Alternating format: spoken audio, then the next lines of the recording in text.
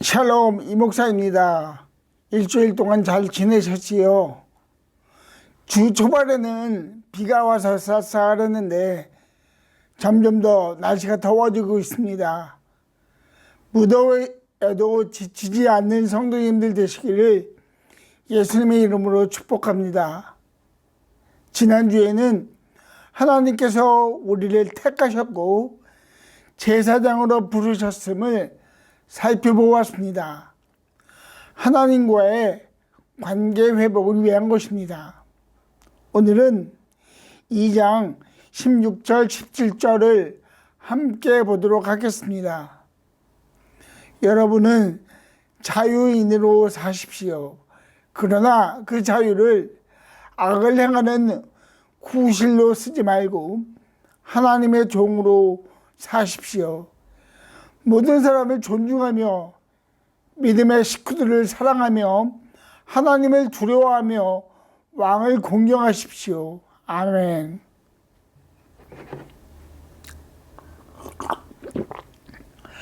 하나님께서 저희들을 택하시고 왕 같은 제사장으로 세워주신 이유가 있습니다. 하나님과의 관계 회복을 위해서인데, 이를 다른 말로 하면 자유입니다. 어둠의 권세로부터의 자유를 말하고 하나님 앞에 마음껏 나아갈 수 있는 자유를 말합니다. 그래서 오늘 베드로가 말합니다. 여러분은 자유인으로 사십시오. 먼저 자유하게 되었다는 것이 무슨 의미인가를 살펴보고자 합니다. 베드로가 사용한 자유라는 단어는 묶인 것으로부터 해방되었다는 것입니다. 모든 사람을 묶고 있는 것이 있습니다. 바로 죄입니다. 이 죄 때문에 사람들은 하나님을 알지 못하고 그들의 인생을 방황 가운데 보냅니다. 스스로 주인이 되어서 열심히 살려고 하지만 자신의 한계를 알게 되면 좌절하게 됩니다. 그리고 모든 것을 포기합니다. 이러한 인간의 한계를 하나님께서 아십니다. 어떤 사람도 스스로 그 묶인 것을 풀 수 없다는 사실을 하나님은 잘 알고 계십니다. 그래서 하나님은 그분의 아들이신 예수님을 이 땅에 보내셨습니다. 로마서 5장 10절은 다음과 같이 말합니다. 우리가 하나님의 원수일 때에도 하나님의 아들의 죽으심으로 말미암아 하나님과 화해하게 되었다면,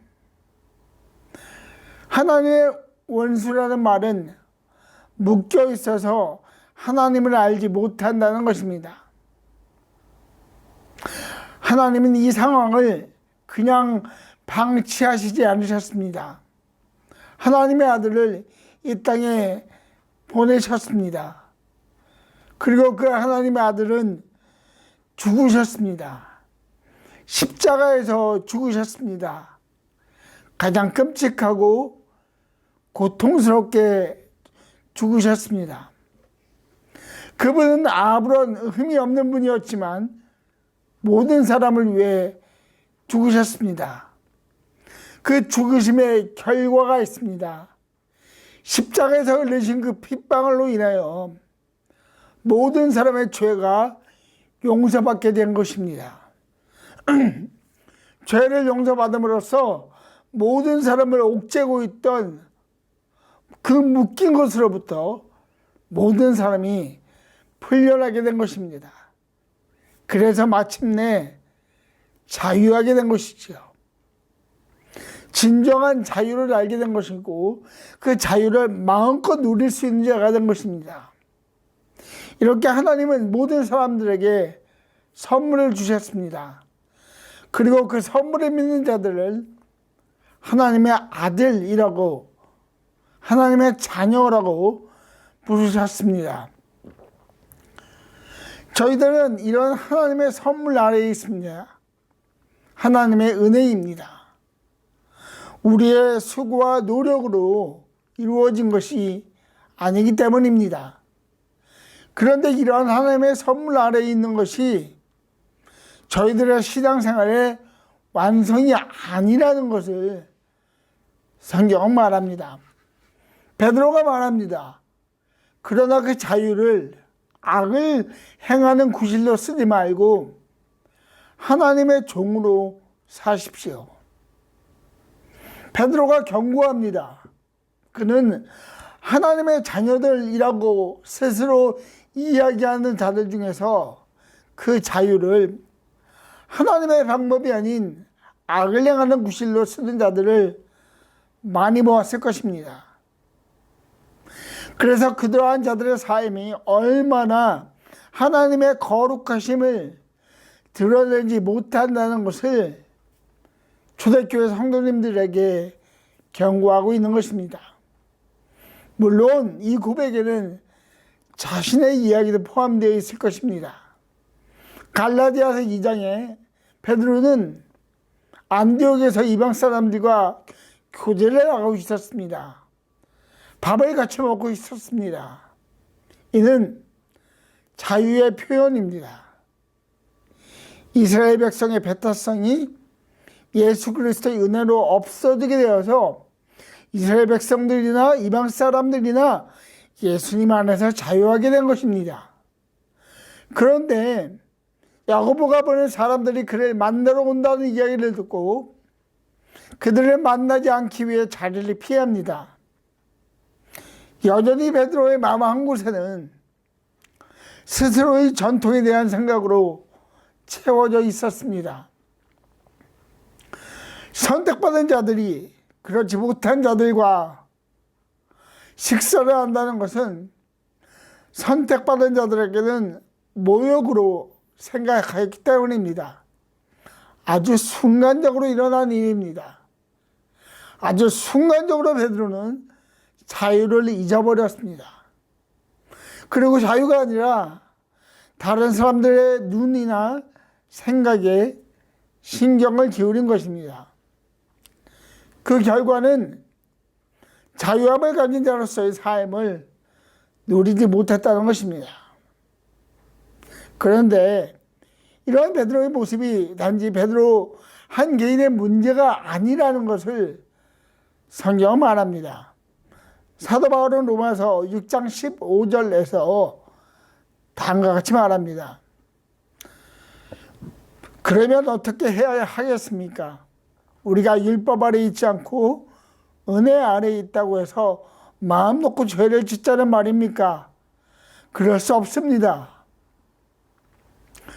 로마 교회 성도님들에게도 이런 문제가 있었던 것 같습니다. 하나님께서 주신 자유를 잘못 이해한 것입니다. 하나님께서 주신 자유는 하나님을 위해서 사용하라고 주신 선물입니다. 그런데 사람들은 그 자유를 자신의 만족을 위해 사용합니다. 그리고 자유를 가진 자로서 마음껏 누린다고 착각을 합니다.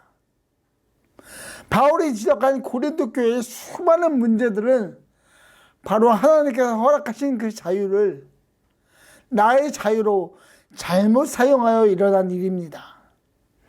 저희들이 생각해야 할 것은 저희들 자신도 이러한 착각과 오해에 쉽게 노출될 수 있다는 것입니다. 쉽게 빠질 수 있다는 것입니다. 이는 우리 앞에 놓인 도전입니다. 왜냐하면 이 착각과 오해가 결국 우리의 신앙과 믿음을 방해하기 때문입니다. 스스로의 자유에 만족하다 보면 하나님은 우리의 삶에서 보이지 않게 됩니다. 하나님과의 관계가 끊어지는 것입니다.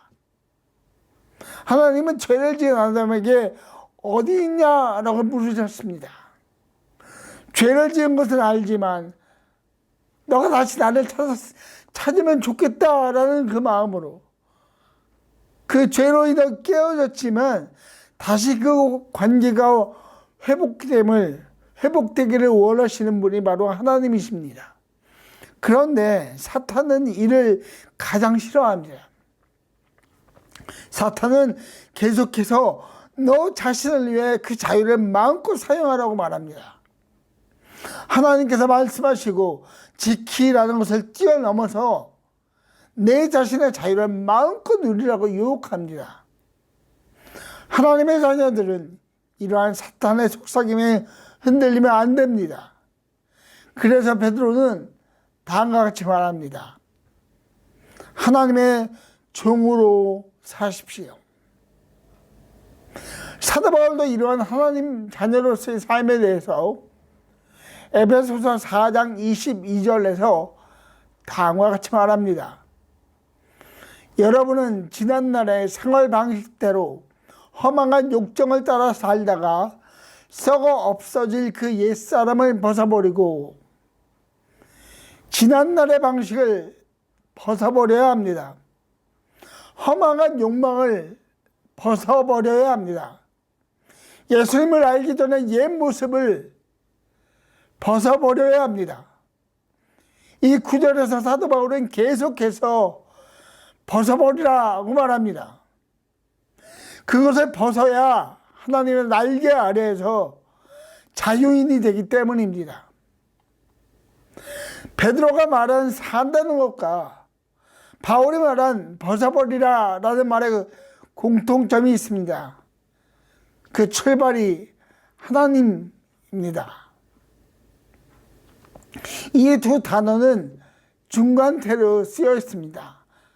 하나님께서 그 힘을 주셔야 우리가 그 힘으로 살 수 있고 벗어버릴 수 있다는 것입니다.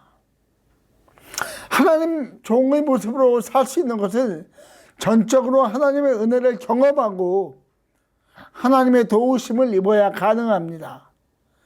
우리들 자신의 수고와 노력은 안 됩니다. 우리는 할 수 없지만 전적인 하나님의 도우심으로 이루어진다는 것을 성경은 말합니다.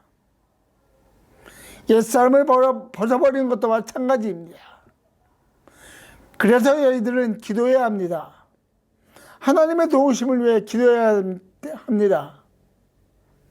하나님의 종의 모습으로 살고 옛 모습으로 돌아가지 않기 위해 기도해야 합니다.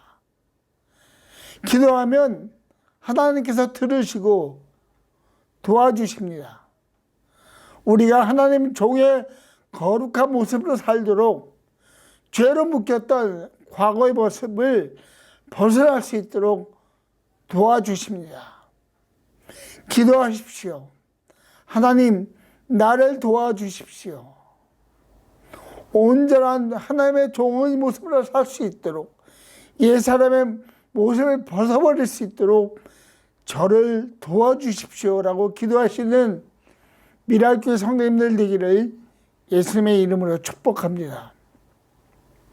베드로는 하나님의 종의 삶의 모습에 대하여 구체적으로 17절에 기록하고 있는데요. 모든 사람을 존중하며 믿음의 식구들을 사랑하며 하나님을 두려워하며 왕을 공경하십시오. 이 시간에는 존중이라는 것을 잠깐 생각해 보려고 합니다. 존중은 가치를 인정하는 것입니다. 베드로는 이 존중이라는 단어 앞에 모든이라는 단어를 씁니다. 다시 말하면 모든 사람의 가치를 인정하라는 것입니다. 좁게는 교회 공동체를 말할 수도 있지만 넓게는 이 세상 모든 사람이라고 정의해도 좋습니다. 그 이유는 하나님께서 모든 사람을 그분의 형상대로 만드셨기 때문입니다. 그렇게 사람을 존중하고 차별하지 마십시오. 베드로는 유대인으로서 그들 뼛속까지 스며있는 이방인에 대한 차별적 사고를 알고 경험한 자입니다. 그러나 하나님 안에서 그러한 차별은 존재하지 않습니다. 모두가 형제요, 자매요, 동등한 자입니다. 그렇게 오늘 만나는 사람들을 존중하십시오. 가족에서, 직장에서 만나는 사람들을 존중하십시오. 그들의 가치를 인정하고 하나님의 마음으로 그들을 대하십시오. 그러한 삶이 바로 하나님의 종의 모습으로서의 삶입니다. 하나님께서 우리에게 자유를 주셨습니다.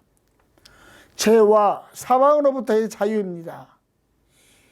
이렇게 은혜를 입은 자들에게 자유를 자신의 의지대로 사용하지 말고 하나님의 방법으로 사용하라고 말씀하시며 자유된 자로 사람을 존중하라고 말씀하십니다.